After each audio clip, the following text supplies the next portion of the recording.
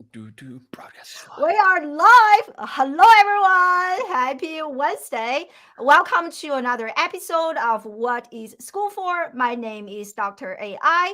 I am the host of this live streaming show and the CEO of Classroom Without Walls. On this show, I interview business leaders, thought leaders in education, and in different industries to come here to share with us their best practices and their journey to success so that we can better and future proof the young generation.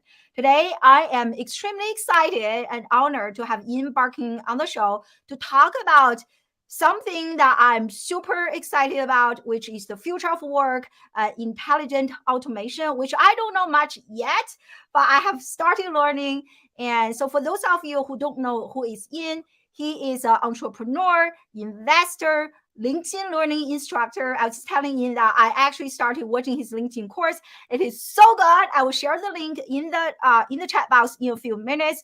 Thank So you. he's a LinkedIn instructor and full-time founder and an advocate of the worker of the future. I love that. So today we're definitely going to talk about the future of work, which is my all-time favorite topic, and also intelligent automation. What does that mean? And how is intelligent automation going to affect your future, my future, and our future? So, without any further ado, Ian, welcome to the show. Thank you so much. It's a thrill to be here. Sorry that intro is so darn long. I feel like that was too much about me, but I appreciate it, and I'm so excited to be here, speaking with you, speaking Aw. with your audience, and let's do this. Let's have fun. Yeah, that is, I think, the tip of the iceberg of everything you have accomplished. And actually, for those of you who don't know, I discovered it in through the LinkedIn Creator Accelerator program.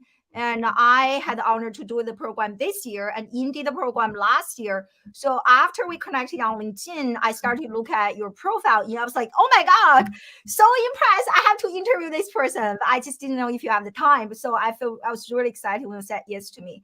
Yeah, So well, let's get started. Yeah. yeah. No, and I was going to So say congratulations for making it into that program. It was it's a very intense program. Yes. I had a blast. It was exhausting. It's a lot of work to create It content. is You know that, exhausting. but it's fun. It was I so great. Yeah. So you started your career in outsourcing. Mm. And so from there, you build this most amazing, excellent, the largest robotic progress automation with your team in India. So I'm curious, how did you go from outsourcing to like robotic progress automation? Like, how did you even discover that passion? Absolutely. So I this goes back 20 years or so. Outsourcing was and is still a huge industry. And outsourcing, for those who aren't familiar, is really just having any sort of work done outside of a company's walls. So most companies use some form of outsourcing. We use outsourcing in our lives, right? You Mhm. may not mow your own frontal lawn. You may not prepare your own taxes. Right? You are outsourcing to somebody else who is a specialist in those fields. And so, in the world of work, outsourcing was often in operational functions that an enterprise might not consider to be strategically core to their business, but still important. They still have to be done. And so examples are things like in finance and accounting, invoice payable or paying of invoices, billing your clients, that sort of thing. So F&A, HR, supply chain, logistics. There's a lot of different areas where you can outsource work. And you move that to teams, usually not only outside the walls of your company, but over time you moved it sort of to new locations where the economics were different, so that salaries were, well, competitive. They were just different, right? They were lower. Mhm. And so you mentioned India, but outsourcing happens all over the world. There are teams in China and India and Mexico and Brazil and Argentina and Canada and name it. Wherever there are people with skills and talent, that's where you move work. So that's the outsourcing background. So I was doing that, but we were always looking at ways to inject innovation, how to use automation and technology to supplement and augment that work. And so that's where I stumbled across what's now referred to as robotic process automation, or RPA. And it really was because it was just it was augmenting and emulating, so helping and copying the transactional work that these teams I was setting up all around the world were doing. And so that was back in like 2013. I started playing with this stuff, realized it was exciting, and it was valuable.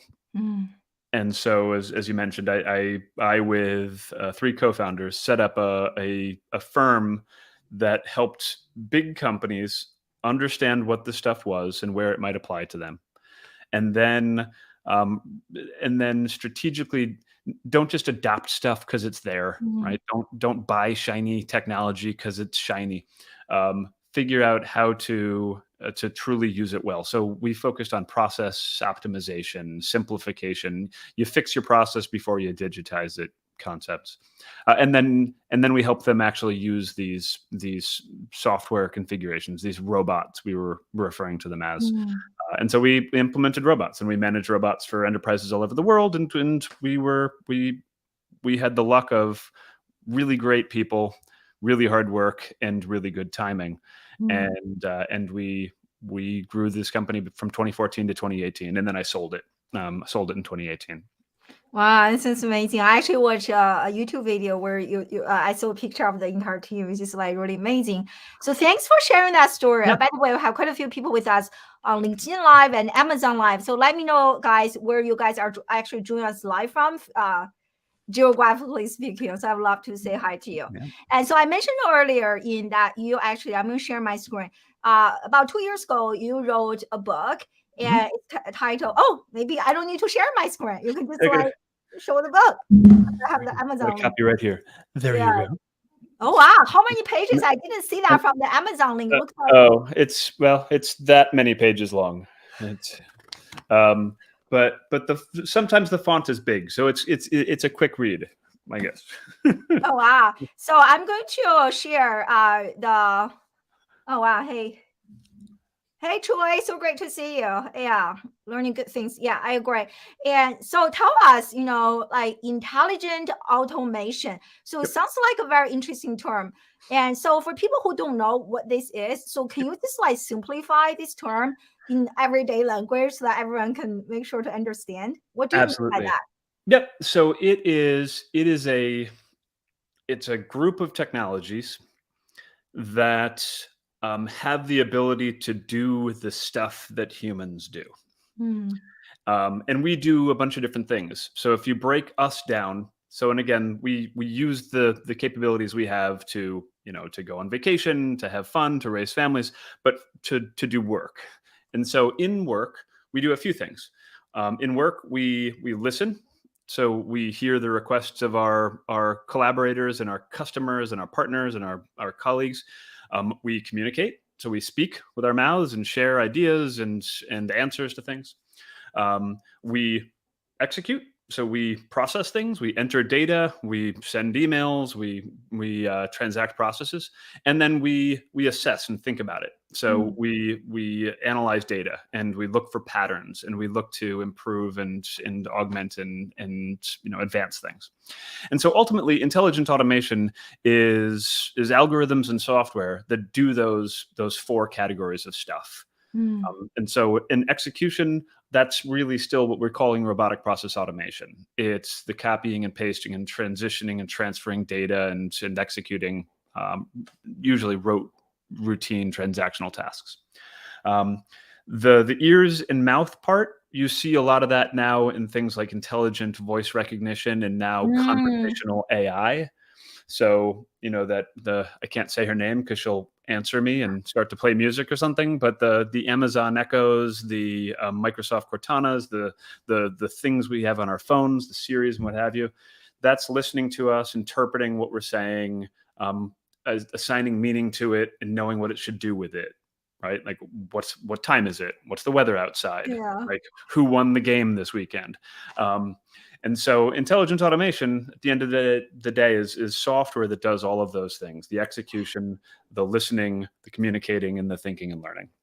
Can I stop you, interrupt you for a second? Like we have our youngest kid is a baby. So ever since he was like 13 months old, Yep. every single day he would be talking to Google. Hi, Google. Hi. Like I think Yep. he thought that was a real person. So I think he would be disappointed, discover like we actually don't. That's funny. That's it. Well, and so That's his very first few words.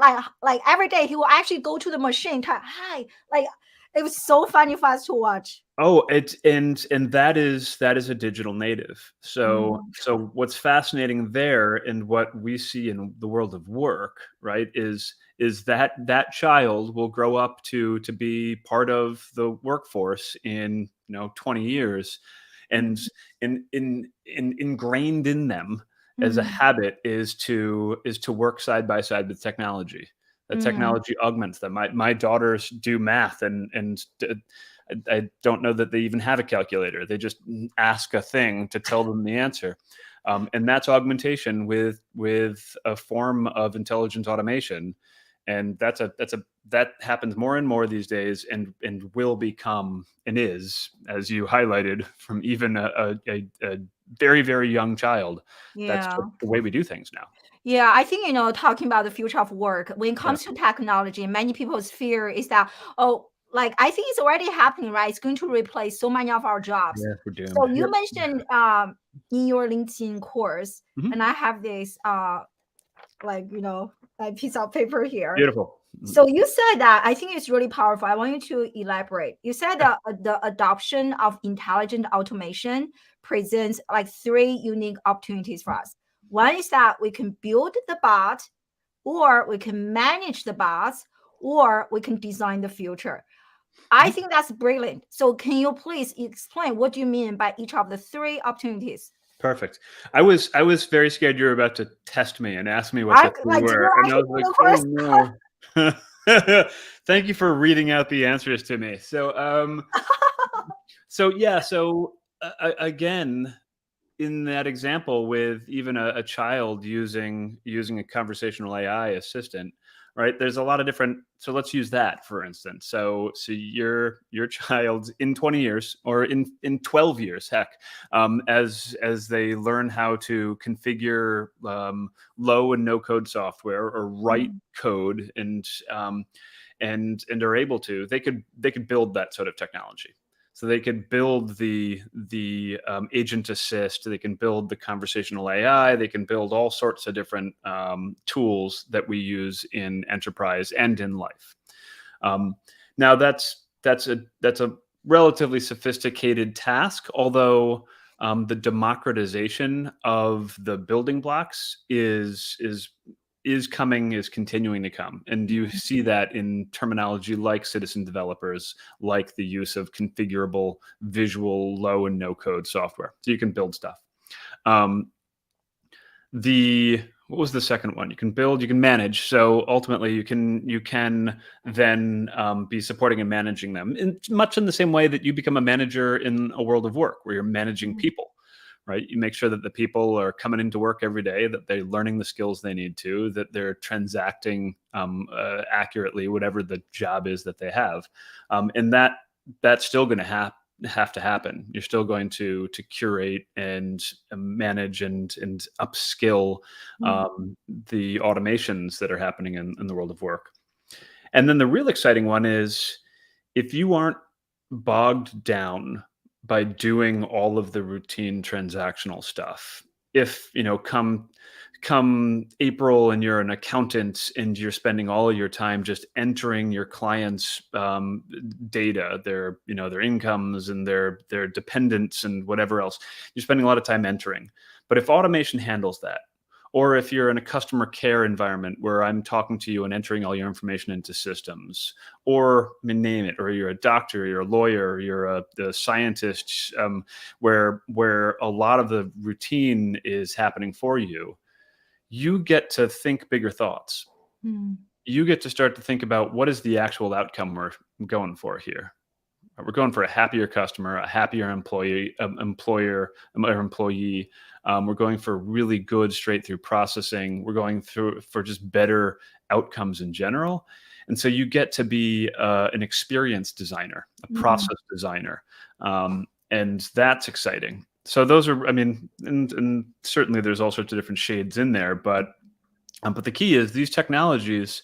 It's less about job removal, Mm. and in my experience, and it's been a decade that I've been doing this, and worked with a lot of clients. I've been very lucky to work with a lot of large clients. The headcount reduction outcome is never what happens. Wow. Just never. I mean, it's not even like sometimes or not. It doesn't happen. We're not removing people. Now, we may not hire as many people as we grow because we can do more with the same. But technology is allowing us to sort of evolve the types of enterprises that we are, offer better services, and so it's not a headcount reduction story. It's a continuous Wow, story. that's fascinating because I feel that's many people's fear, right? Oh, Yeah. technology is removing. Totally. How did that narrative even got like circulated, got so popular? Well, fear, uncertainty, and doubt. Fear sells. Mm. And so that's for a long time. That's all that people have wanted to talk. Well, some of what people have wanted to talk to me about is they want to know what this means for the human race, because it's exciting. It's certainly more fun to talk about how it's going to destroy everything and send everyone home and do all the jobs. But that's also predicated on an oversimplistic view of how stuff happens. Oh, wow. Right? Because for a long time, they were just talking about jobs all being automated away. But anybody who's taken a closer look at that narrative realizes some degree of every job is automatable, but very few jobs are totally automatable. You can automate tasks, right? You can automate some of the activities inside, but the job itself still needs to exist because there's a lot to most jobs, and so you need better organizational design and redesign. You need better process design and redesign. But jobs aren't going away; tasks are. Wow, I love that. That is such a powerful sentence. Thank you. Say that again. So, jobs aren't going away; tasks are. And usually they're the tasks we hate doing anyway. Yeah, that's powerful. So what is your perspective? I actually have the article as you were talking about that. So recently there's this like mass layoff, right? Not just recently, it just has been happening since the beginning of this year. And so what do you like, what's your perspective on this? Like, I just pull out the first article. When I read the article, I was looking at the numbers. I think they give you a summary like here. You look at Meta, it's like Facebook, Twitter. Like Twitter, I think 50% has. Like, what do you think about that? Yeah, I mean, I don't think that's at the hands of automation, right? That's at the hands of an economic hedging of bets that things might get a little tougher in the future just because of inflation, because of uncertainty, and so those organizations are just sort of pulling their wings in a bit. If it was because. And it's across their organizations too, right? So they're getting rid of software developers. Those are roles that can be augmented by automation, but aren't being replaced by automation. So I think it's just it's like every sort of long-term macroeconomic trend. Things are cooling down a little bit. It's interesting, yeah. I mean, and some of the fads, some of the hype has frankly somewhat predictably cooled down. I mean, all the hype around some of the crypto exchanges and NFTs and others. So some of those areas are cooling. And so that's where some of these enterprises are laying people off or just going away completely. Yeah. So I love Quentin said that, dig that. I think he was referring to what you said. Thank you. I want to make sure I'm repeating you correctly. Jobs are not going away. Tasks are, right? I think he's so powerful. I think that should be on a t-shirt, right, Quentin, everyone? Very nice. Which leads me to pitch my merch store of Future of Work t-shirts by Ian. You have some samples? Put the link in below. Yeah, no. As soon as we get off, I'm going to go rapidly put a merch store together, in which I have t-shirts about robots and jobs. I've got to believe we'll sell at least 5 or 6 t-shirts, and my mom will only pick up 1 or 2 of them, so 4 other people will have bought a t-shirt. But yeah, I mean, it's. Yeah, he's saying yes. So regarding that statement, yeah. Nice. You will buy a t-shirt. So yeah, because love stories. We love hearing about pace of change. We love hearing about. Unfortunately, we're fascinated by bad news too, and so you combine a few things. You combine the excitement of a Hollywood movie about AI being able to do all sorts of exciting, nefarious things, and you combine that with enthusiasm, right? There's like a ton of enthusiasm in the market today, especially right now around generative AI, about all these tools that can create art, create really I cool saw that on LinkedIn. Oh, it's selfies. so nice, fascinating. Yeah.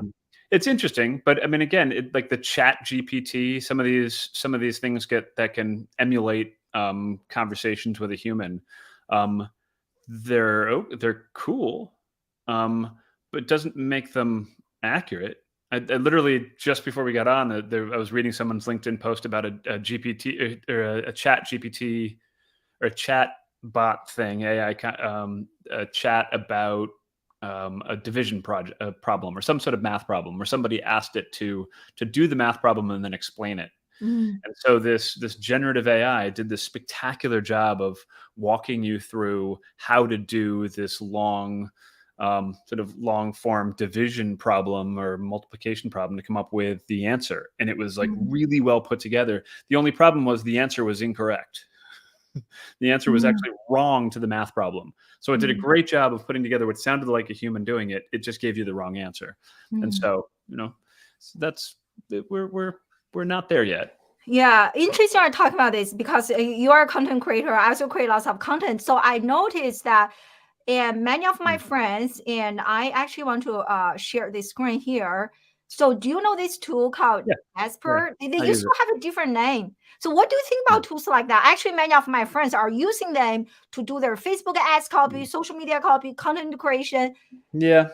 So what do you think? Is this going to eventually replace copywriters or no? It'll augment them. But I've played with this. I've played with this to do because you can, for those who aren't familiar with it, you can ask it to write something for you, and you can give it you can give it a set of requirements. So, for instance, if I've recently been doing about 90-second long videos that I post on LinkedIn and YouTube, and so I need to write a script for myself that's about 90 seconds long, and so I played with this to say, okay, write me a 90-second script for a video. So it puts it together in that sort of format with that tone, and it writes enough words to kind of fit into a certain amount of time. And it's really quite amazing in that.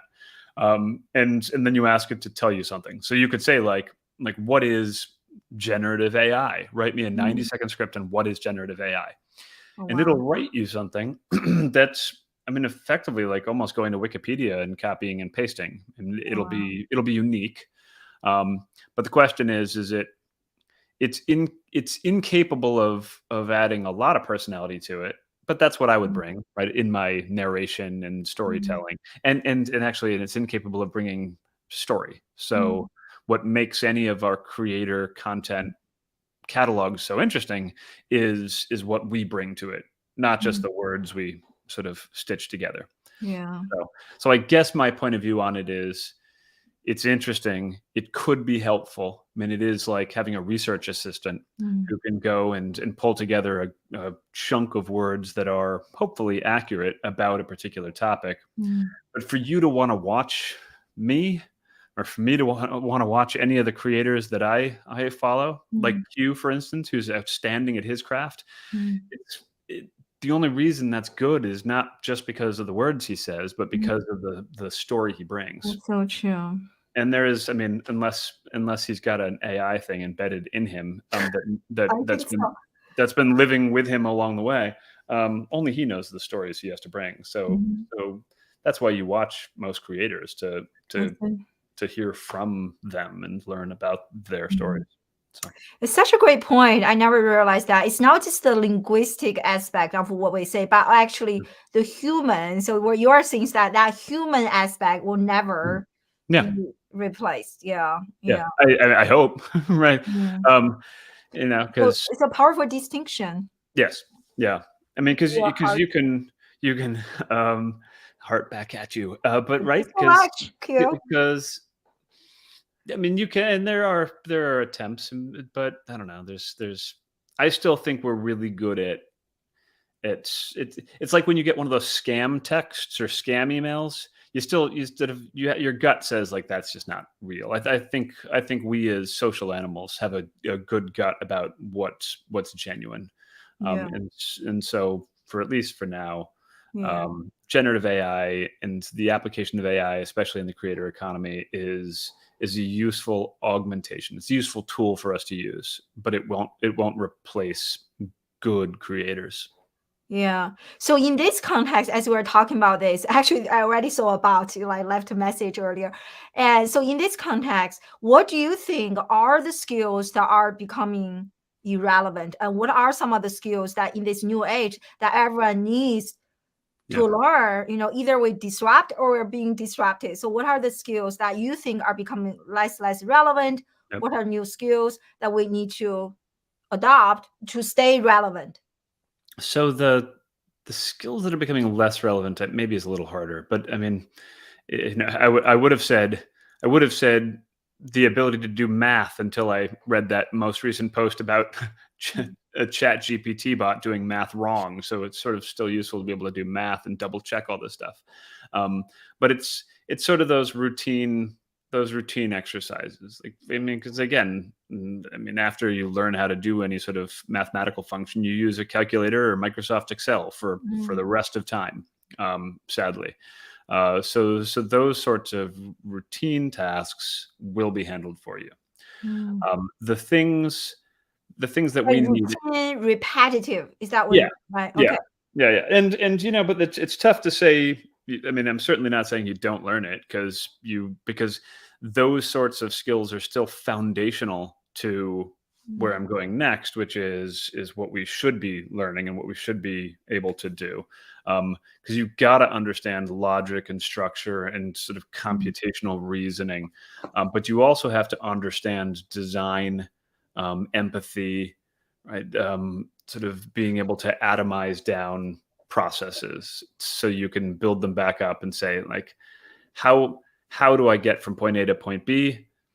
Um, how do I do that today? mm, What do I really want out of that journey? mm, And how can the technical capabilities that I know exist today, how can they help me achieve arrival at B better, mm, faster, cheaper, easier, more mm, seamless, less painful on me? mm, um, and that's kind of what I've done over the last decade working with enterprises is, okay, you want to pay payroll, you want to pay your employees, or you want to receive invoices or pay invoices, you want to ship a product from point A to point B, you want to comply to audits of your transaction.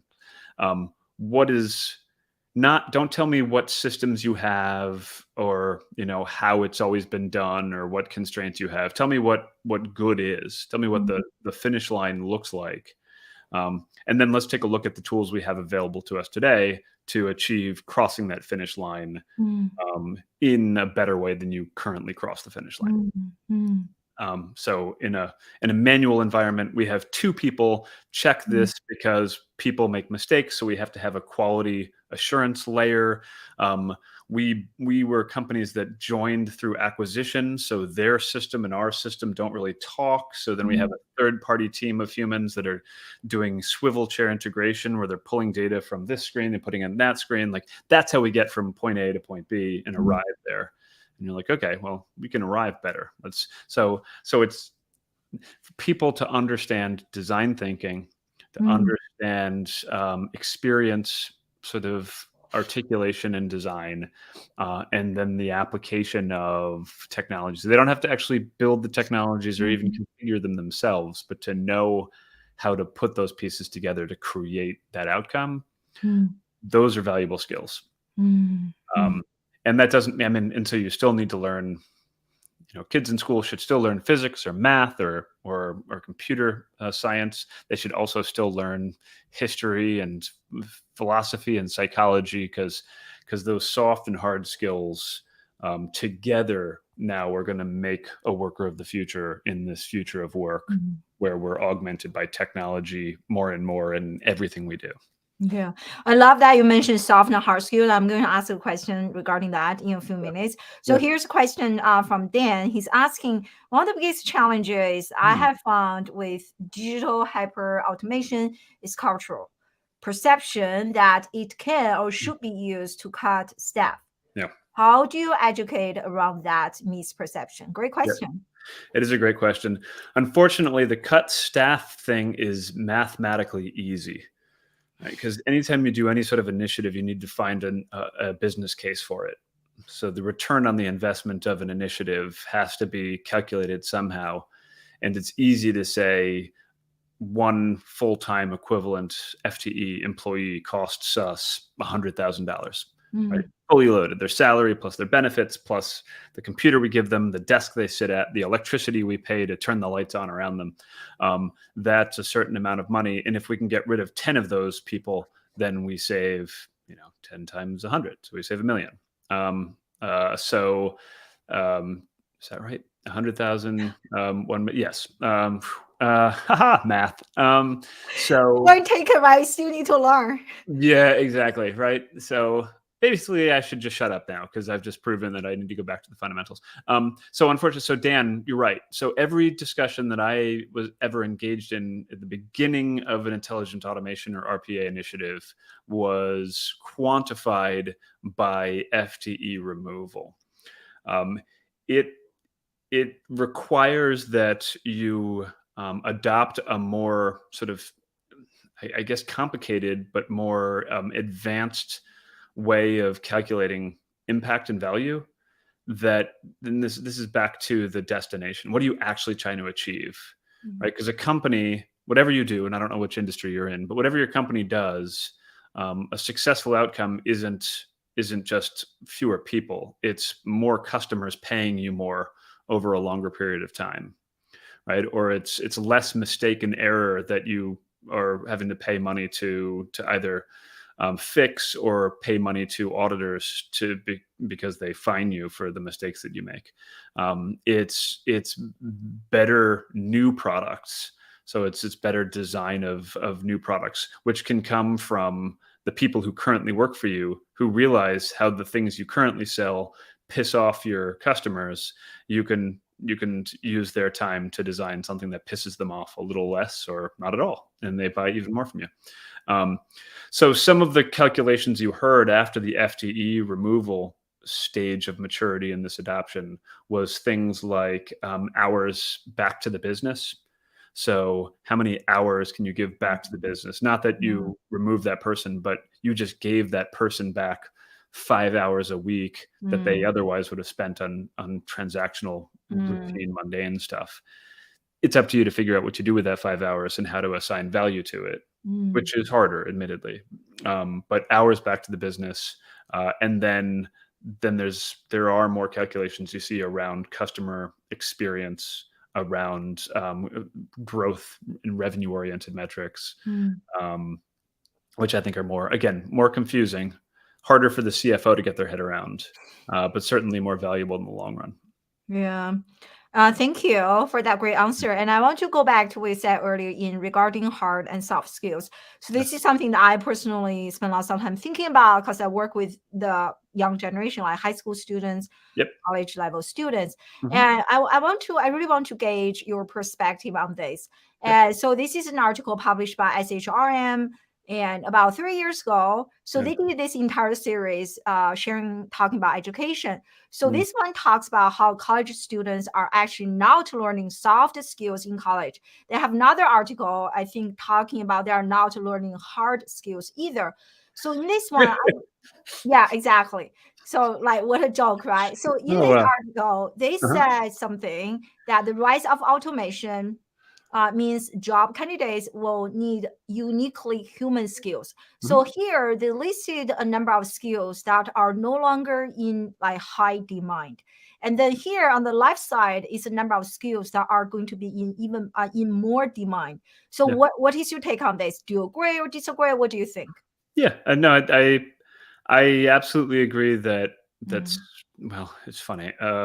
So I agree that first of all, human skills should always have been in demand, and it's interesting that this automation. I mean, look at the graphic on the right, that robot arm, right? Mhm. It's we have been talking in this sort of framework for hundreds of years, actually, us competing against machinery. Now that machinery just takes the form of robots. But I do think it's fascinating. It makes us think about us as humans and what it is we bring to the table. When I went to college 1,000 years ago, I majored in economics and psychology. Oh, And wow. and I felt like, and I mean, who knows why I did it then, but let me give myself credit retroactively, that economics was sort of a business sort of thing. It had some structure. I minored in math too, so it felt like I should do that. My school didn't have a computer science department really, and if it did, I wouldn't have taken it anyway. Not smart enough to handle that. But then the psychology stuff was more of the why do we do what we do. I was fascinated by organizational social psychology. Why do enterprises and teams do what they do? And I joked afterwards that I sort of remember the economics, but I used the psychology every day. Wow. The psychology influenced and informed how I did everything, from building teams to working with clients, and not in a manipulative way, but in a positive way, right? The idea of understanding them and understanding what they're looking for and how they communicate and how better to communicate with them and how to present information, all that sort of stuff. So I guess point being, a combo of soft and hard makes the superstar, makes somebody who's capable of both being a capable doer, builder, executor, but also equips them to also be the champion, the manager, the leader, or just like the customer care person. I think somebody who sits on a phone, listens to your customers be unhappy is one of the most important components of any sort of strategic discussion within your organization. And they don't get I just want to comment about it. This is such a brilliant point, because I can't tell you how many times I'm on the phone, I say, can I just talk to a human? I was just pressing like random things on my like keyboard. I'm like, that's just like so annoying. So yes. Oh yeah. Well, and that's the other thing is look at that. That's finance, efficiency, and engineer who decides we can automate this process so we don't have to have a human involved, which is great. It totally works. They don't need a human involved. They've automated the process. But the only other thing is the byproduct is they have pissed you off and made you annoyed as a customer. So then you ask the question, I mean, ask anybody in the company, is one of our goals, is one of the missions of the company to piss off customers? Right? Does it say that anywhere on like a wall poster or in our annual report that like we made some really good progress this year pissing customers off by making it impossible to speak to humans and giving them indecipherable menus to navigate through when they try to solve a simple problem? Like, I would hope the answer is that's silly. You're being hyperbolic. And yet enterprises are pissing customers off constantly because that right side, that logic, that structure, that technology side is leading the leading the initiative versus the human skills that would say like, can we stop for a moment? What's it cost us to piss off all our customers and lose them? Is it more than just having a few humans pick up the phone every once in a while and talk to them? Because maybe we should do that instead. So soft and hard together makes for better everything. And so, I mean, it's kind of it's humorous that you say that schools are not teaching either of those now. That's a problem. But I think they need to understand. People need to understand beyond just the simple pure like I'm learning math or I'm learning psychology. Like, how does that apply in the long run? Whatever you want to do when you grow up. And I'm still trying to figure out what I want to do when I grow up. But I do know that understanding humans and understanding the tools and tech and structure, the combo of those will be useful. Yeah, I agree. So I actually taught in education for 15 plus years. I'm not sure about I think I didn't do a good job teaching the hard skills. I was in social media. I was teaching social media digital marketing because I never practiced. It's not a requirement for me to practice. Therefore, I have no practical experience. So I was just teaching theories based Okay. on what I learned from my PhD. Right. So I really don't think I did a good job in terms of hard skills. I also don't think I did a good job in terms of soft skills, because the only way I evaluated my students was through multiple choice exams. I will never forget some of my classes, like 300 students, 400 students. There's no Right. way that I was able to get, oh, I really Right. want to look at your human skill. I don't even know their names, to be honest with you. Right. So I think the system is designed in a way that is flawed to make it very hard for us to really serve our students. Yeah. Right. I And that's interesting. I mean, 300, 400 students, maybe you wouldn't have enough time in 10 lifetimes to give them the personal touch and work with them. So, and maybe that's where technology can come in and help you the robot is teaching a class. Well, right. It can magnify your humanity so that you're able to give them more of your soft skill teaching side of things. But it's a huge class. Those are huge classes. It's very common nowadays, Mm. especially research university. Very, very common. Yeah. Wow. Yeah. I want to make sure you saw this point. I think you and Dan should definitely connect. Great feedback, commentary, and speak at his company. I think that would be amazing. Yeah, So thanks. Dan Yeah, in big please. data science. Yeah. Yeah. So I want to wrap things up. It has been an incredible conversation. And I'm really impressed by your education and like professional background. I think your experience section is like next page, which is incredible. And so you started 4 companies. So what are some of things that you learned? Started, sold. I think that's really incredible. I only run 1 company and I know how hard it is. So what are some of the key lessons you learn from building and selling, starting? I think nowadays, like lots of young people are trying to be a creator, under the Mr. Beast influence. And Yeah. I think lots of people are trying to embark on this, but I think somehow we didn't share the hard journey. Like, I think it's very hard to start a business. So, but you have done this so many times. So share with us some advice or tips, like, Yeah, I mean, I've always said to anybody who's aspiring to build something, it's the hardest job you'll ever love, right? You have no one to blame but yourself for doing it. You choose to try to tackle that challenge and summit that mountain. And so because of that, it's very pure, right? You work your tail off, or hopefully you're motivated enough by it. You find a love in that pursuit that you work your ass off. And that's the only way you're going to succeed, is if you do. The thing I loved the most about any of the startup activities was less about the subject matter and more about the mission and the team. Right? That's what I love. I really did love having partners and just a challenge and to work together on it. I've started a few different advisory / consulting firms, usually in tech. One of them was in the IoT space, and then in the RPA space. One of them was a software company that actually was looking at critical infrastructure interdependencies. And that was fun because it was working with like a national lab and their development teams.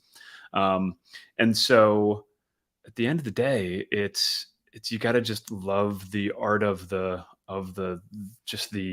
mission and the team and the camaraderie and the energy around working together to do something that could just be insanely hard to do, but you're doing it together. And that's what I love.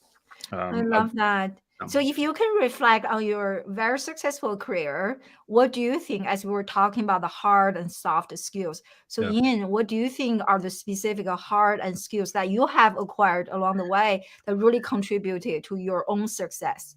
Yep. So the hard skills are more in the realm of interpretation. I do an okay job of trying to understand complexity and simplify it, sort of almost out of necessity for my own simple brain, so I get it. But then that enables me to communicate it and share it with others. So that's why I do the teaching and the speaking and the writing and all the other stuff that I do. Because from a technical perspective, I don't code, I don't build the robots myself, but I make it a point of understanding the vocabulary and what the pieces are and how they come together. The soft side, I mean, ultimately, I think one of them is communication again, the ability to understand your audience and communicate in a way that's genuine and hopefully helpful and doesn't start from a point of selfishness. Nothing. I mean, none of the junk I put out is there because I want to sell you something or because I've got some end in mind. It starts with like, here's some cool stuff I think is interesting, and I'll see if I can help you find that love for it too and that understanding of it. But probably the strongest thing that I've embraced forever is something I learned from probably most powerfully from my father, which is this idea of empathy and an ability to put yourself in the shoes of others. And I don't think that happens enough. But if you can see things through the eyes of a partner, like a tech partner or a services partner, if you can see things through the eyes of your prospective customer and then your client, it makes you far better able to have valuable discussions with them and craft meaningful collaborations with them. And by the way, it doesn't happen enough. I can moan for hours about how I watched a lot of our sort of software vendor partners do a really piss poor job of this, and as a result create very bad dynamics and really poor sort of outcomes for big transformation programs, because they just could not put themselves in other people's shoes and see what would help the other side of the equation to also succeed. So anyway, so I have my I love that. And what you just said reminds me of something I recently learned from my own coaches. It is success is 80% the psychology and 20% the strategy. So what you're saying, kind of put yourself, that is more the psychological and understanding humans, the softer skills, and 20% you still need the hard skills. And when I look at my own business, exactly my mindset is something I really, really have to work on every single day. It is way harder than learning a coding class, I think. Right. And 75% luck. So I'm really good at math, but it's 80, 20, and 75, or maybe even 120% luck. It's something, but there's a lot, there's a lot to working your ass off so that you increase the likelihood of luck when the time comes. You've put yourself out there. You have the skills that you've worked so hard to develop.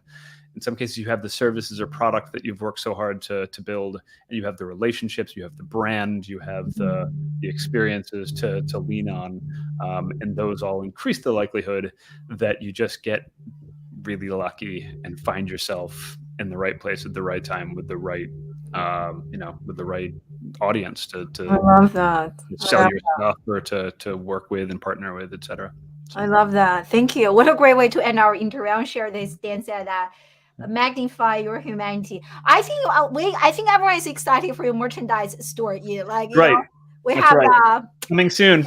Like jobs are not replaced. Tasks. I think that's like fantastic. And this time, it's another.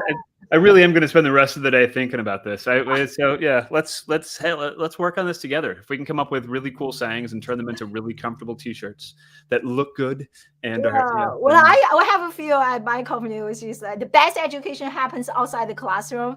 So I have something like it's really, really good. I can't wait to get. There we go.